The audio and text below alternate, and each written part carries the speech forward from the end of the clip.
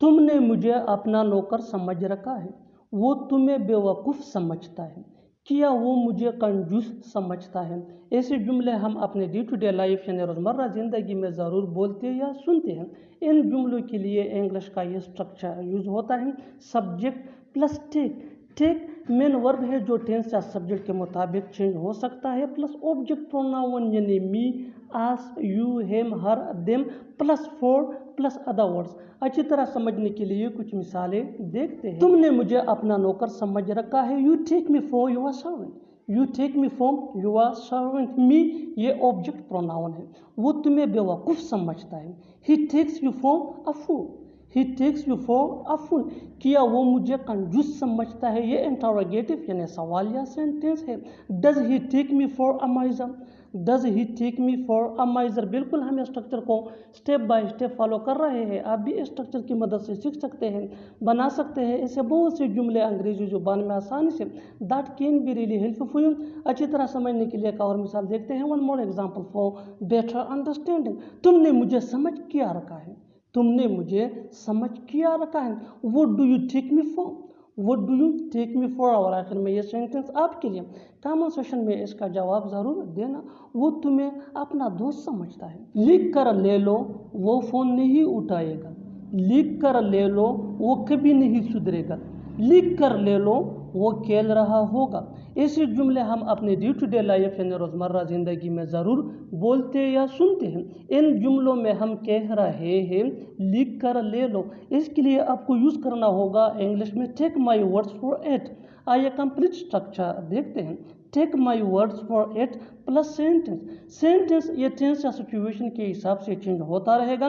Take my words for it ये वही का वही रहेगा, विच मीन लिख कर ले लो। अच्छी तरह समझने के लिए कुछ मिसालें देखते हैं। लिख कर ले लो, वो फ़ोन नहीं उठाएगा।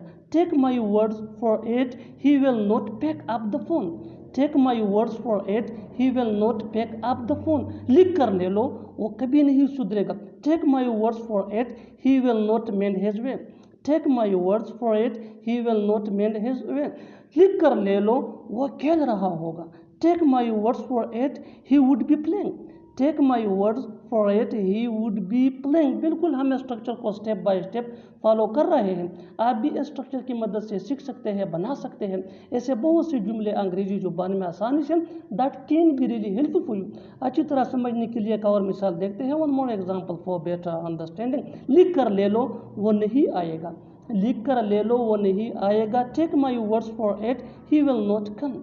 Take my words for it he will not come. और आखिर में ये सेंटेंस आपके लिए कमेंट सेक्शन में इसका जवाब ज़रूर देना। लिख कर ले लो, वो नहीं जाएगा। देखो मैं झूठ नहीं बोल रहा हूँ। देखो वो आ रहा है। देखो तुम्हें बताना पड़ेगा। ऐसे जुमले हम अपने डे टू डे लाइफ यानी रोज़मर्रा ज़िंदगी में ज़रूर बोलते या सुनते हैं। इन जुमलों में हम कह रहे हैं देखो, इसके लिए आपको यूज़ करना होगा इंग्लिश में सी। आइए कंप्लीट स्ट्रक्चर देखते हैं। सी प्लस कामा प्लस सेंटेंस। सेंटेंस ये टेंस या सिचुएशन के हिसाब से चेंज होता रहेगा। सी ये वही का वही रहेगा, विच मीन देखो। अच्छी तरह समझने के लिए कुछ मिसालें देखते हैं। देखो मैं झूठ नहीं बोल रहा हूँ। See I am not telling a lie. See I am not telling a lie. देखो वो आ रहा है। See he is coming. See he is coming. देखो तुम्हें बताना पड़ेगा। See you will have to tell.